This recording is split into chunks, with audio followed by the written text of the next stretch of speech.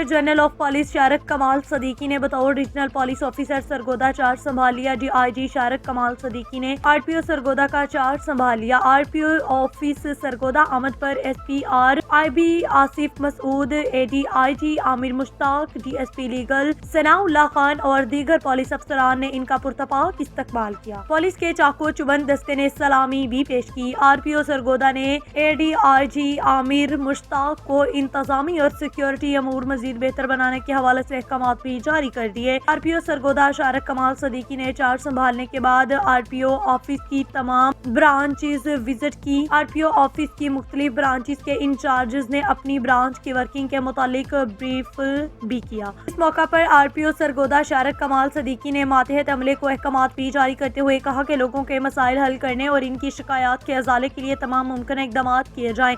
خود احتسابی کے عمل کو اختیار کیا جائے، اپنے اندر فرض شناسی اور ذمہ دارانہ رویہ پیدا کریں تاکہ سروس ڈیلیوری کے عمل کو مزید بہتر بنایا جائے۔ لوگوں کے جان و مال کا تحفظ اور امن و امان کے قیام پولیس کی اولین ذمہ داریوں میں شامل ہیں۔ Are P O Sargodha Shariq Kamal Siddiqui کا مزید کہنا تھا کہ پولیس افسران اور اہلکار خوش اخلاقی سے پیش آئیں، خدمات کی فراہمی کے دوران بہترین پیشہ ورانہ صلاحیتوں کا استعمال کریں، خدمت خلق کو اپنا شعور بنائیں۔ عوام کے مسائل حل ہوں گے تو پولیس کے وقار میں اضافہ ہوگا۔ رپورٹ کر رہے تھے عبدالغفار بٹی، گریٹ نیوز سرگودا۔